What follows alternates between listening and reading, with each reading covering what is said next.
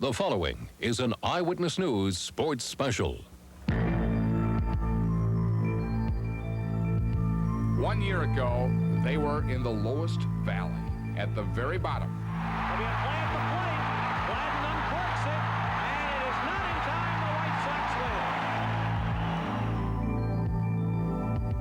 win. 1 year later, they're at the highest peak, at the very top, after the most dramatic transformation in the history of Major League Baseball. And that's belted way back, and the ball game is over. Fly away. The Minnesota Twins are the first team to ever go from last to first, but their climb can still reach greater heights. The Twins have staked one claim on Twins Peak. Their goal now is to claim two more and once again reach the pinnacle of the baseball world. Kirby bucket. And it's gone. Twins Peak. Base hit left field. Big strikeout. They got it. Holy cow. Way back. Goodbye, baseball. Joey Davis. And that's belted way back, and the ball game is over. Twins Peak. And now, here's Channel 5's Joe Schmidt. Hello, everybody, and welcome to Twins Peak, the postseason. I'm Joe Schmidt. Tomorrow, the Twins start another run at what they hope will end in another World Championship. Tonight, we're going to get you ready to run right alongside of them for every memorable step of the way. Here's a peek at our lineup card tonight for the next hour. Game 1 starter Jack Morris joins me live in the studio. Rob Lear is at the Dome with an inside peek at what the Twins are feeling. Outside, Mike Binkley with what the fans are feeling for the Twins this time around. And Eric Gislason is live at the American League Championship party taking place down in Bloomington. That's just the top of the peak. Also ahead, Ed Cairo takes a look at a guy who assembled this team. We'll hear from former Twin who was there in '87, who knows all about the feeling at '91. And on the lighter side of things, we'll pick it up with comedian Scott Hansen. Take it home, Hanky, and give it a whirl. It's the Twins twirl. Oh yeah, all that plus a trip to Toronto and a recap of this championship season, one you'll want to record on your VCR. But we start with what might be the series beginning tomorrow night. Rob Lear joins us live from the Dome, where today both the Twins and the Blue Jays finished up their tune-up for the playoffs. And Rob, these guys are ready to go. They're anxious, Joe, and I'm standing on the same stage that tomorrow Act 1 of these baseball playoffs will begin. There are just a few lights on now, but all the props are up and practically the entire scene is ready to go. But as far as the Twins are concerned, they have to get ready with the scripts along with the Toronto Blue Jays. So today they went through sort of a dress rehearsal for the media. On the eve of baseball's big show, the floor of the Metrodome looked today like it had been transformed into a media center. Reporters and crews from all over the country were there to cover a playoff practice, and between swings they did, firing off more questions than players on both sides had answers. I don't know. I've never been here before. The day before playoffs. I don't know. You get anything accomplished at a workout like this, or just kind of put up with the media? Gotta put up with you guys. But that's fun, because we can feed you guys full of crap. The Twins and Blue Jays have been sharing the spotlight for the past couple of weeks, and there are signs in some ways they're getting tired of it. The waiting, that is, for this championship series to begin. It's been all work all year, it's been real work, but tomorrow's just a different kind of work, I guess. It's only a 7-game series, and it's not, you don't have 162 ball games coming tomorrow. You only have 7. No one likes to wait. Tomorrow will come, and we'll just go out there and, continue what we were doing, the whole year. By tomorrow, the polishing will be complete and the picture finally clear. Both managers have downplayed the factors of the crowd and conditions of the ballpark. But that doesn't mean the visiting Blue Jays haven't been thinking about what could happen here. It's really hard to pick the ball back up again once you've taken your eye off it. And I think the main thing is to always keep your eye on the ball. While the Jays emphasize the basics, some of the Twins are hoping to ride the wave of another team in town. Probably don't want to hear about the North Stars, but I'd like to talk to them because I watched them. They played their butts off, and they played as hard as they could until they couldn't play anymore. And that's what we're going to have to do. The Twins know what they have to do, and they spent most of this day talking about it. If not to the media, they were mocking the media. So how you think about the Blue Jay team? Are you gonna, how you gonna pitch there? Or? Same way as last 2 times. Go right at them, and hopefully my catcher Junior Ortiz will do a good job of mixing up the pitches. Oh, he will do a good job. You think so? Don't worry about that. Just be there and pitch hard. Yeah. Well, I'm worried about him calling the right pitches. If he does that, I think we'll be all right. Okay. No, he's gonna be okay. They'll be okay, Junior. Yes, the Twins are loose. It seems, Joe, enough of them have been through this before that it's really taken the edge off. Watch out, Rob. Junior may take your job. He does a pretty good job with the mic. Thanks a lot. Right. The pitching matchup for Game 1 of this series is a dandy. The Twins will go with Jack Morris, who will be making his 5th postseason start. He'll go up against the knuckleballer Tom Candiotti of the Jays. Jack is 3-1 in the postseason. This is one of his 2 complete game wins for Detroit in the '84 World Series, in which the Tigers won. His only postseason loss, ironically, came against the team he now plays for. Kent Hrbek hit this homer off him in the Twins' Game 2 win in the '87 playoffs. Jack has not forgotten that experience that he had at the Dome in 1987. Just in case you forgot, a few years back, you guys were all booing me during this time of year. And I remember how loud it was in the Metrodome when you were booing me, and I expect the same damn thing when we go back home. We had him on in our spring training special, so it's only fitting that we have him on now in the postseason, Jack. And Jack, you remember '87 very well, don't you? I sure do. It was a great time. Unfortunately, I was on the wrong side of the winning effort, but it was exciting for me growing up in this area to see the excitement that the fans had celebrating a playoff win against us and finally a World Series championship. Did that maybe have something to do with you coming back here? Well, I mean, I was fortunate enough to go through with the same thing in Detroit in 1984, so I know what it's like to win. It's a great feeling. It's the epitome of this sport, but I really never envisioned world championships or playoffs at this particular time. I hoped that it would happen, but I really wasn't thinking that when I signed this winter. You're sitting in our studio tonight. Tomorrow night you're on everybody's TV around the entire country. Do you get any sleep tonight? Oh, yeah, yeah. It's a the media, you know, we're getting up to here with it. We had to deal with it. That's all part of this job, I guess. But right now, you know, I look at it as another game. I'm going to do the best I can. My teammates, I know, will do the best they can. Unfortunately, at the end of 7 games, 4 games, or 5 or 6, somebody's going to go home and somebody's going to keep playing. We're just hoping that we're the team that keeps playing. Toronto, you shut them out about 10 days ago. We've got some pictures of that. Now, is this good or bad that you pitched so well against them the last time out? Well, I don't think it can hurt at all. I look at it as it's a positive thing, reinforcement for myself. Toronto's got a great ball club, and I've got to be up to the task again tomorrow in order to put my team in position to win. But, you know, had I gone out there and got beat around pretty bad, I think it would have been worse for me. You mentioned several times this year that you had a premonition that this was going to be a big year for you and for the Twins. I was lucky. I had a vision kind of what could happen over here. You know, a lot of questions were asked of me when I came over here and signed with this club, and one of the things I remember saying was that I never believed that this club was a last place team last year. Unfortunately, that's where they finished. But I think the character of the people that were already here were enough to make it a better team, and with the acquisitions that Andy was able to get done last winter, it sure helped.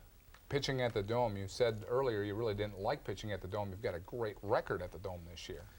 Well, I didn't realize that it is a good place for a veteran pitcher to pitch. I think the #1 reason is there's no wind. Wind's the enemy of all pitchers, especially the older guys, because it makes you stiff, it blows through you and dries you out, and it's a temperature-controlled environment, and if you can keep it within the walls of the outfield fence, you've got a chance of winning a game. All right, you're on our preseason show, our postseason show, and you'll be on our World Championship show, too. How's that sound? Sounds good to me. All right, Jack. It'll be Jack against Tom Candiotti, as I said, in Game 1. Looking ahead a bit, it'll be Kevin Tampany against Juan Guzman in Game 2. Scott Erickson goes in Game 3 against Jimmy Key, and then Jack is back in Game 4 against Todd Stottlemyre. At least that's the way things are stacking up right now. All right, let's take a peek at what's still ahead on Twins Peak. The fans, like the Twins, are getting anxious for Game 1. We'll check out and see how they're getting ready. And the guy behind the championship season, Andy McPhail, it's a like father, like son story. That's still ahead. First, though, let's take a peek back to a memorable moment in the '87 postseason. My name is Hardy Smith, and I ushered here in 1987. And the thing I remember most about the World Series was the grand slam that Herbeck hit. That was some blow. It's a high drive from deep center field. Mickey goes back.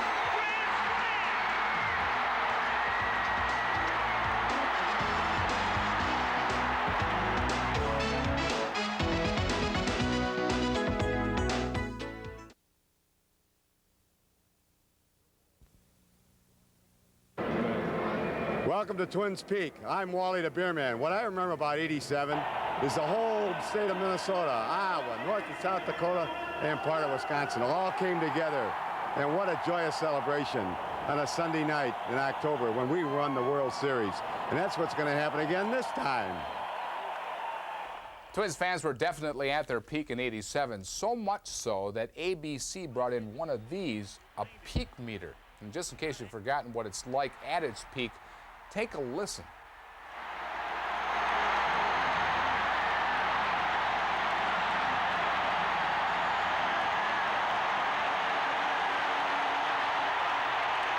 That may be tough to top, but I'm sure that fans are going to try to raise the roof again this week over at the Dome. And just how will the excitement of the fans this time around measure up to that in '87? Mike Binkley joins us live outside the Dome for more on that. And Mike?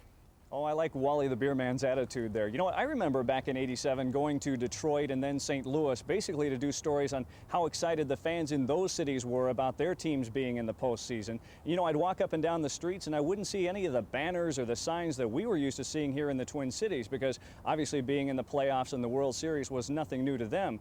Well, now it seems maybe it's a little more expected here as well. It wasn't just the way the thunderous fans waved their hankies or rocked the aisles of the Metrodome back in '87. It was that pervasive feeling throughout the Metro, the way you could hardly walk anywhere without facing a Twins banner. Go Twins! Restaurant workers served you in Twins jerseys back then. School teachers incorporated the Twins into their daily lessons. And a hotel doorman greeted you with a baseball uniform and the score of the latest game. Why hasn't it reached that fever pitch in '91? Sadly to say, maybe it's getting too routine. '87, it wasn't expected at all. This year they're expecting it, and people are kind of, I think, a little bit doubtful after the last few games they've been playing. Edward Taylor comes in contact with hundreds of people a week speaking their minds. So does Karen Fredrickson. They both say, give the fans time. The excitement's just buried a little deeper this year. I think that they have more confidence in them. I mean, I think that they know that they'll take it. Last year, or I mean, in '87, they just didn't. They didn't believe that they would do it. If they win the first game tomorrow night, I think, if they win that game, then, you know, then all the bananas come out of the sky. While waiting for those bananas, there certainly are signs around town of some enthusiasm. Carl Pollad's bank has a nice banner, but then so do other downtown businesses. And out in Coon Rapids, a man named Elmer has strung up his homemade flag that used to say the Twins in '87. It's been updated. And actually, if you ask some out-of-towners visiting the cities, they're quite impressed by the showing here. I think they are more excited here because everywhere you look, you see Twins. So you know, this city is just alive with the Twins. It looks to me, it appears to me. They get more excited than New Yorkers do. New Yorkers, they can't decide which team to pick because they're on New Jersey. So that's it. We're still better than New York. Honestly, a lot of people seem to expect that once the Twins get a couple of wins here in the playoffs, then these cities are just going to explode just like they did in '87. And at the same time, they are confident that those wins will come. Joe? Mike, maybe they're just saving up a bunch of energy. Well, I hope so. All right, thanks, Mike. In '87, the Twins had that World Championship team, but they also established that they had some world-class fans, as Mike said, thanks in part to a white piece of cloth that became part of the Twins' run at the title. The lady waving the Homer hanky can wave it proudly. It's her baby. Terry Robbins of the Star Tribune came up with the idea in 1987. It was just a matter of time when she realized she had created a monster. The first day that we had a line around the Star Tribune that was 6 blocks long, wrapped around it twice. We had to buy roping, we had to serve coffee, and we had to limit everybody to 2 hankies.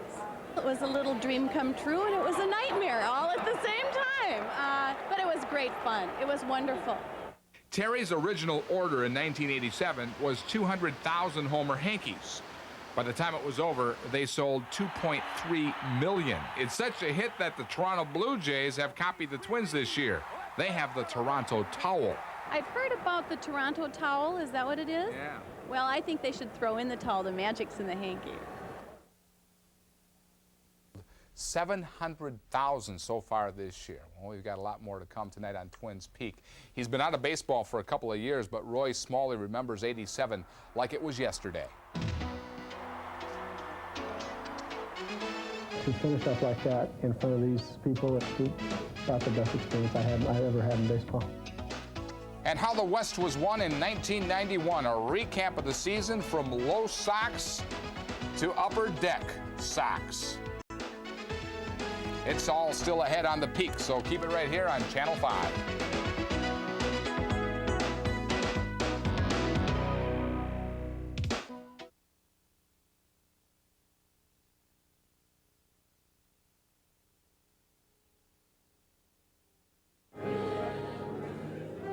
Okay.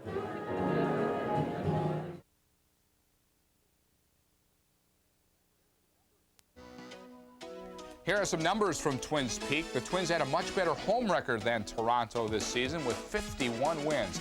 As for postseason records, the Twins have won 11 games, while Toronto has won 4. Well, you don't go from last to first in 1 year without making some right moves. And the guy that did it for the Twins was general manager Andy MacPhail. As Ed Cairo reports, Andy may be one of the youngest GMs in baseball, but he's a veteran at building winners. Andy MacPhail is just starting his 6th year with the Minnesota Twins. When he was promoted to vice president and general manager in '86, he was 33, youngest of his breed in the majors. He hired manager Tom Kelly and brought in players like Jeff Reardon, and the Twins won a pennant a year later. Some of Andy's talent comes from growing up in a baseball family. His grandfather was a major league owner. His father, Lee, was president of the American League, and he knew Andy was designated for the front office. He had a little trouble hitting. Didn't run real well. His arm was just fair. Sounds like perfect front office material. Lee MacPhail taught Andy the importance of strong scouting and minor league operations, which produced players like Scott Leas, Chuck Knobloch, and 20-game winner Scott Erickson, and the savvy for deals with Jack Morris, Chili Davis, and Mike Pagliarulo. When you are able to have those type of players come, not because they went to the highest bidder necessarily, but because they wanted to play here for whatever reason and believed in the team. Plus we had such a good solid nucleus from 90 to 91, the Gagneys and Herbecks and Harpers and Puckett's, that all of those things together really fell into place for us for the '91 season. MacPhail realizes that medium market teams like the Twins will not support the high test and be competitive in what we believe, and I think the record shows, is the most competitive division in baseball, bar none, probably in the history since divisional play. Never has there been a division that had 7 talented teams like we have now. So I think that to be able to bounce back in that kind of difficult competitive environment, it really gives all of us and all of our scouts and minor league managers and instructors and front office a lot of satisfaction. Andy MacPhail may be one of the youngest baseball executives in the game, but it's due in large measure to his efforts that the Metrodome is filled for the 2nd time in 5 years with postseason fans. Ed Cairo, Channel 5 Eyewitness News. By the way, Andy's going to be around for a while. Today he signed a new 3-year deal with the Twins. Much more ahead on Twins Peak tonight, but right now as we go to break, another peek back to '87. My name is William Peterson of Minneapolis, Minnesota, and what I remember.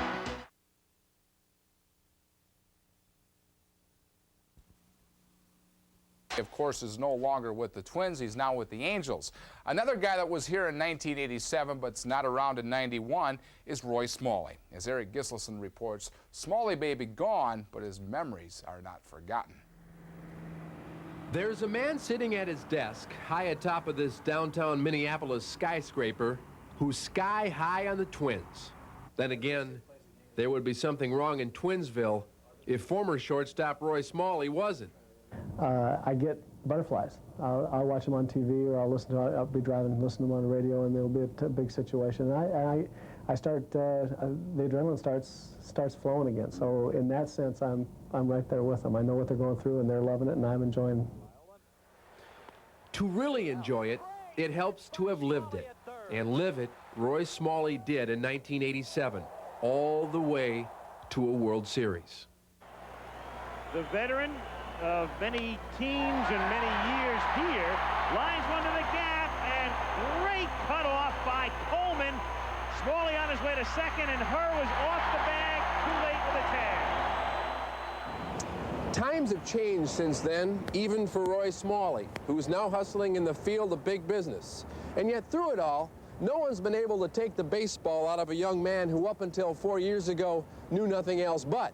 And a present-day run at the World Series is making it tough for Roy Boy to concentrate. Smalley's summertime interest was completely dominated this year by the International Special Olympic Games. But with these festivities at a smashingly successful end, Roy's been thinking a little about baseball again.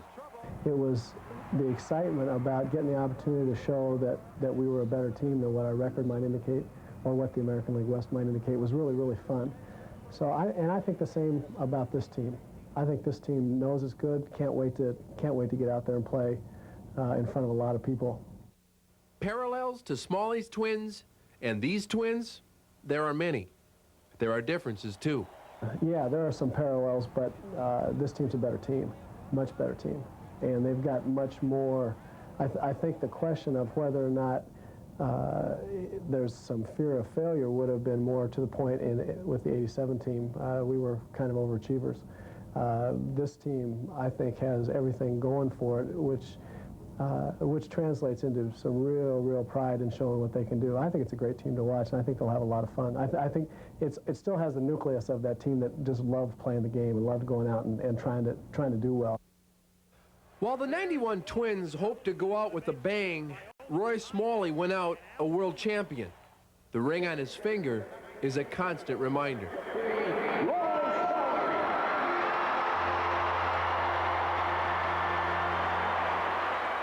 Probably the most moved and the most touched I've ever been associated with baseball.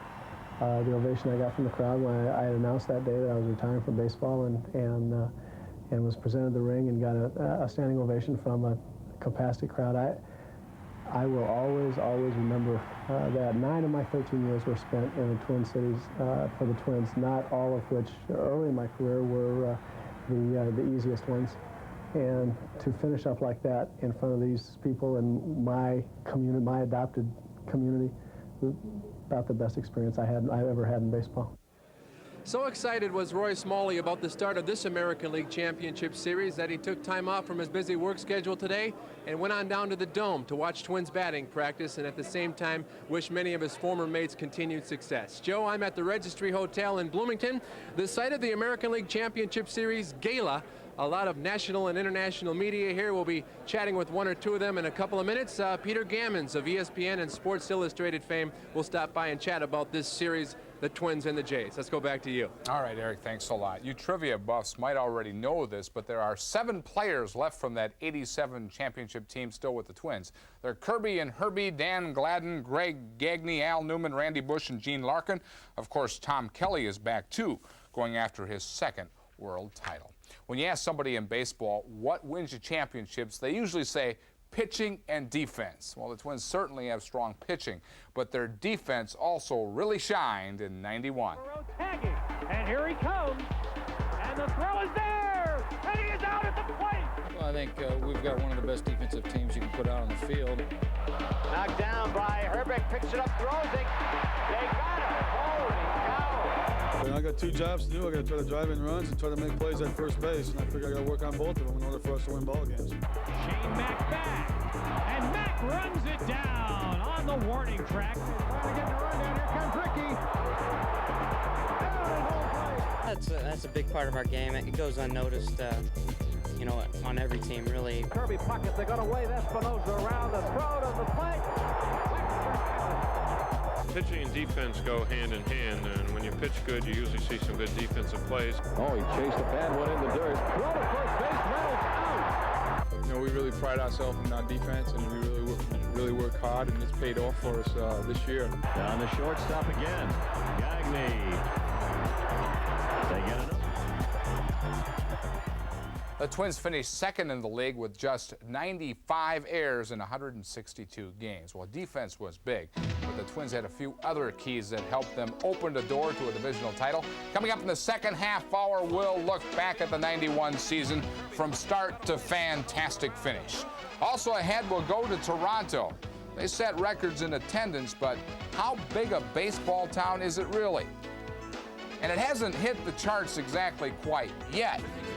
Believe me, this one is sure to be a big hit.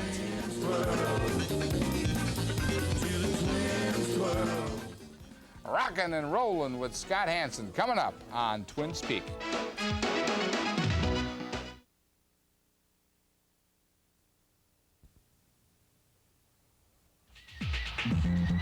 Kirby Puckett. Twins Peak. Base hit left field. Here are the numbers that put them on top of Twins Peak in 1991. The team leaders in offense. Kirby Puckett led the way in average hits and runs, and Chili Davis was the power leader with 29 homers and 93 RBIs. And Rookie of the Year candidate Chuck Knobloch led the way with 25 stolen bases.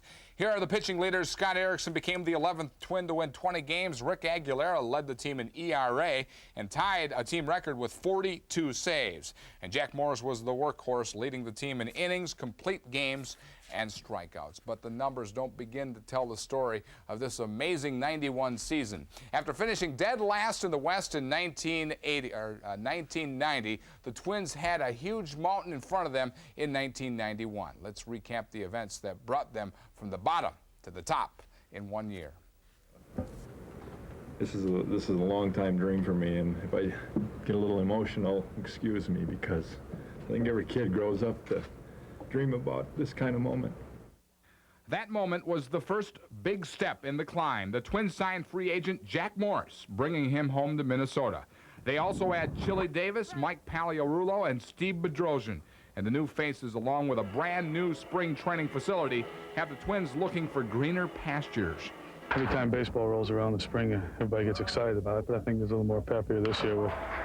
We got something to prove, I think, and go out there and play good baseball. And of course, with the new stadium here, it's puts a spark in the step.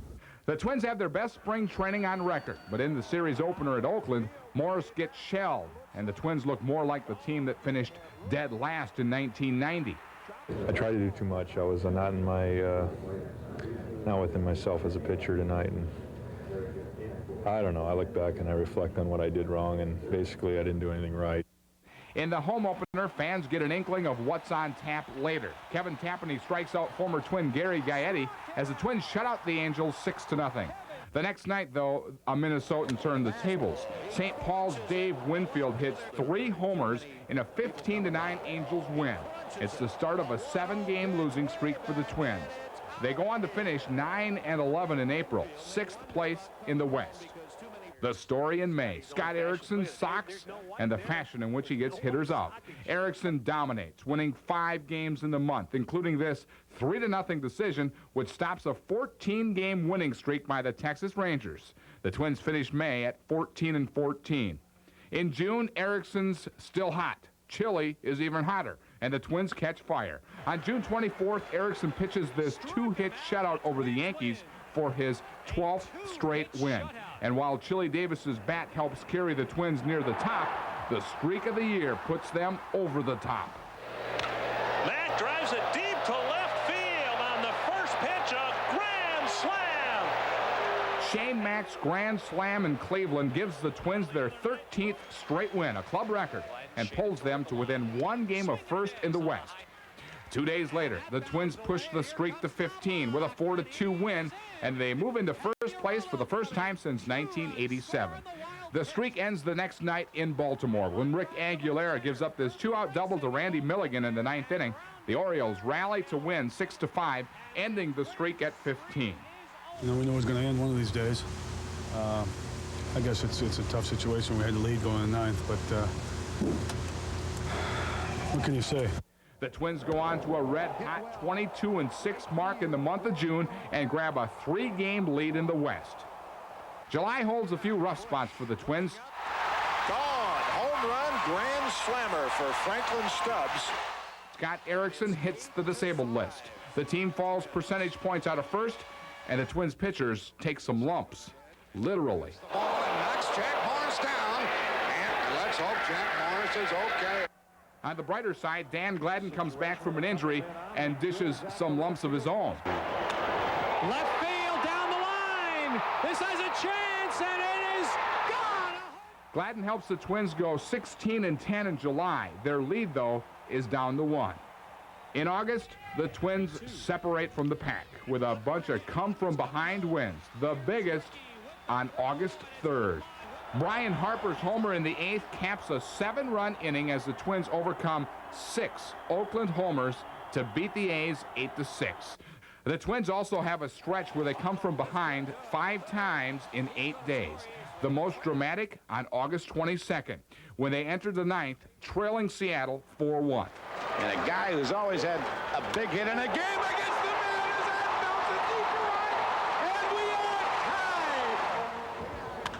And that's Belton way back, and the ball game is over. Fly away. August also saw a winning Major League debut as a starter for Willie Banks. And Greg Gagney's airless streak coming to an end at 76 games, the second longest ever for an American League shortstop. The Twins' lead balloons to 7 games with a 17-12 record in August. September turns out to be a formality. Highlights include Kevin Tapani winning his 9th straight game on September 6th, and a 20-game hitting streak for Rookie of the Year candidate Chuck Knobloch. Hard to left field. Orsolak going back, and it's gone. The low light comes on September 18th. Gene Larkin is booed by the fans at the Dome in a 10-4 loss to Kansas City. Why should I feel sorry for Larkin? Larkin was out there busting his and people booing him, man. That's nothing really, and I'm not really proud to say I'm glad of that, but I mean, people pay their money to do whatever they want, but I don't think that was very classy of them. It didn't take long for the Boo Birds to fly the coop. 6 days later, the Twins reduced their magic number to 3 when Scott Erickson takes a no-hitter into the 7th inning, and the Twins beat Chicago 9-2. Another stellar pitching performance, this time by Jack Morris, helps the Twins clinch a tie for the West. Morris goes the distance in a 5-0 win at Toronto. The next day, after a loss to Toronto, the Twins are on a bus to the airport. After a Chicago loss, they're told they've won the West. At the airport, the Twins celebrate their 2nd divisional title in 5 years. Yeah, baby. The Twins finished with 95 wins on the season for the 2nd title in 5 years. Toronto, meanwhile, won 91 games this season to win their 3rd Eastern Divisional title since 1985. If you're going strictly by the numbers, here's how the Twins and Toronto look going head-to-head. In hitting, the Twins were much better than Toronto during the season with a .280 team average. The Twins also had 7 more homers. In pitching, the Blue Jays had the better season with a team earned an average of 3.5. They've got a great bullpen. And in stolen bases, the Jays have the edge in speed. They led by 41 stolen bases. Now, the odds makers like the Twins in the playoffs, but what's the national media saying about this matchup? Let's go back out to the registry where Eric Gisselsen's standing by live. Eric? Joe, you put this many members of the national and international media in one room, and I don't know if you're going to solve anything, but you're going to get a lot of baseball talk, and we're glad enough to be joined by Peter Gammons of ESPN and Sporting News and Sports Illustrated fame. You become a regular guru, Peter. Well, I don't know about that, but this should be a tremendous series. I think that for the first time since '86, we've got 2 series that have a chance to go 7 games and really be wild. I mean, I don't think anyone has any idea who's going to win either series. You've talked and written a lot about the Twins' consistency. I know you're impressed and if not amazed by it. Can you talk about that? Well, what I love is the way the Twins come out and play all the time. I mean, I think that personality that was so apparent in '87, it had been there before. They just happened to have Jeff Reardon in '87, and it carried over in '88. And there's something about this team which is really special. I mean, they've got so many guys that go to the park every day, and I'm not talking about only Kirby Puckett and Kent Hrbek, but the guys like the Al Newmans and the Gagneys and people like that.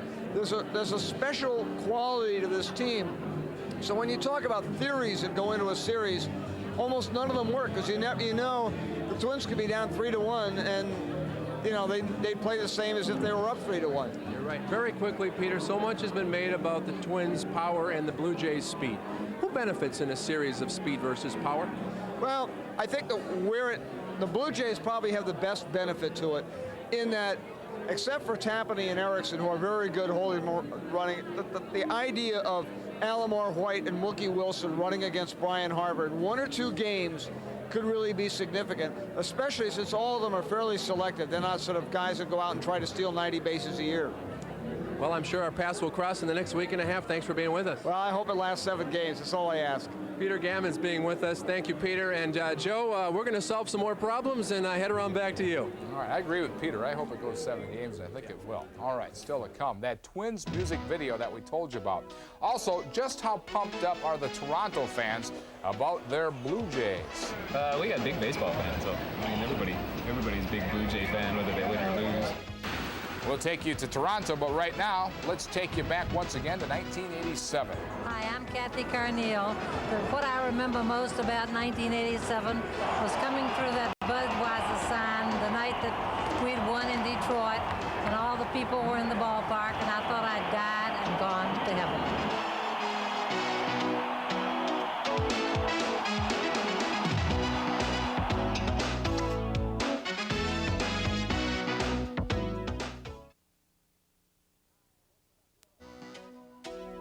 You are looking high above the Metrodome, where tomorrow night this place will be rocking when the Twins face Toronto in Game 1 of the American League Championship Series. And I have a very bold prediction to make for the 1991 ALCS.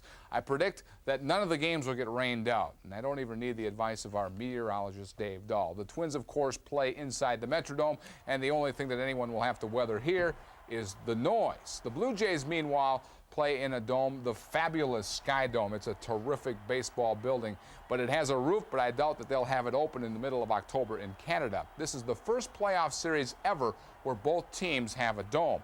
Toronto was also involved in another first this year. They are the first baseball team to ever draw more than 4 million fans in a season. But as Rob Lear reports, is not as big a baseball town as you might think. Toronto is to Canada what the city of New York is to the United States. A major center of trade, transportation, and finance. 3 million people live here, representing cultures from around the world. Toronto offers everything. Toronto's is a town that is of the United Nations. It has many culturals going. Toronto, a once traditional pro-hockey town with the rugged Leafs, have begun to build a new tradition for its boys of summer. People were talking about hockey? Usually it's like, hockey? Yeah, the Leafs. Yeah. We got big baseball fans, so I mean, everybody's a big Blue Jay fan, whether they win or lose. Downtown Toronto offers a visible blend of old and new architecture, but it's some of the modern works that's likely to catch your eye, maybe even take your breath away. Wow is the best way to describe this place. It's the Sky Dome, the baseball home for the Toronto Blue Jays. If you ever wondered what it might be like to watch a baseball game with all the comforts of home, this is it. From luxury seating to hotel suites in center field. The Sky Dome is a high-tech playground for the pros and a source of civic pride for its citizens. We call it sort of the one wonder of Canada here, that it's just made people proud. The Sky Dome has not only brought the game of baseball in out of the Toronto cold, but in a few short years, it's already left some of their faithful fans wondering out loud how they ever lived without it. Sound familiar, Twins fans? We just drove by this old ballpark, and you kind of laugh when you look at it and think we used to go to ball games there and sit out in the cold and the rain. Toronto represents a lot of things to a lot of different people. For filmmakers, it's a popular site to shoot movies on location. But this week, Toronto's focus will be on baseball, the Blue Jays and the Twins, as they co-star in these postseason playoffs. A friendly border battle with international ties, but only one title up for grabs. One reason some of the Toronto fans have been sounding skeptical is because the Twins have enjoyed so much success in their own building. Joe, the Twins have a perfect record here at the Metrodome. The Skydome may offer more amenities, but it's certainly tough to top that record. All right, Rob. Thanks a lot and good job. Comedian Scott Hansen at his peak in a music video. That's coming up next. But first, let's check out how the Twins and Blue Jays have fared against each other in the past. As you can see, they've had some trouble with Toronto this season. We'll be back on Twins Peak in a couple of minutes. Stay with us.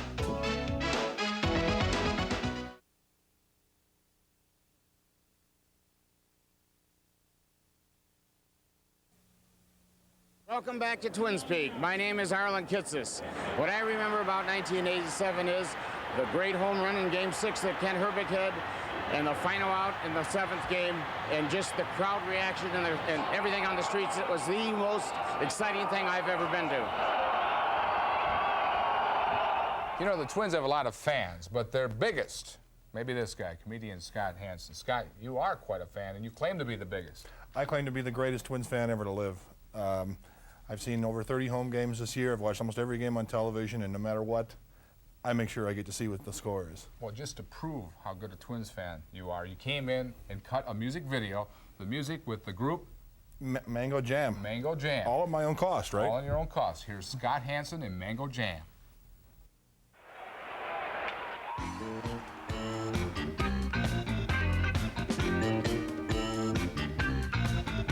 The summer of '91 has truly been great. The Dome Boys been smacking that apple every place. Dap Jack and Scotty are chucking better than the Rocket. Get eggs on the mound, there's a W in our pocket. Start doing the twin swirl. Oh, scary kid. Start doing the twin swirl. Start doing the twin swirl. Start doing the twin swirl.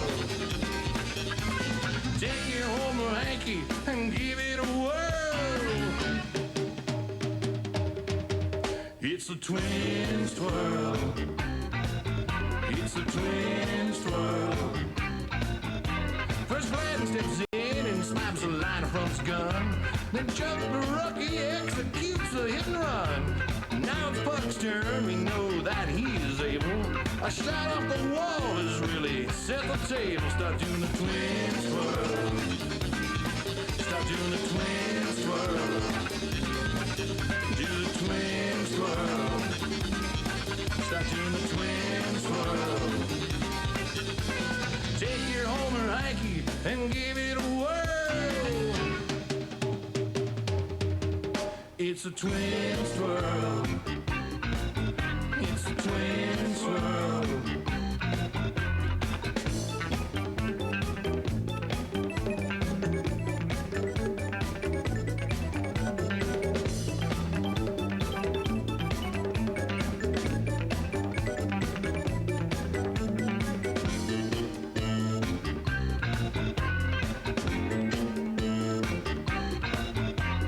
Kirby takes a swing and wraps the slider over the curtain.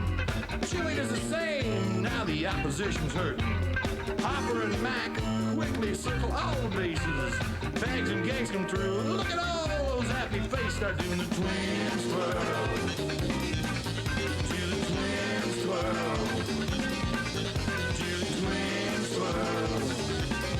Start doing the twin swirl. Take your homer hanky and give it a whirl. It's a twin swirl. It's a twin swirl. Take your homer hanky and give it a whirl.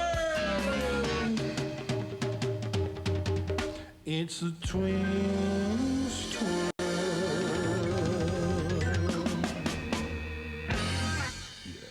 Well, Dick Clark, I give it a 90 because it's a good song to dance to. And if I could dance to it, anyone can. What are you going to do to prepare for the playoffs? As everyone should tomorrow, go out and buy a bird feeder. When a Blue Jay comes by, start throwing rocks at it. That's what I say to do. Each to their own. That's going to do it for this postseason edition of Twins Peak. Thank you for joining us. I'm Joe Schmidt. Good night.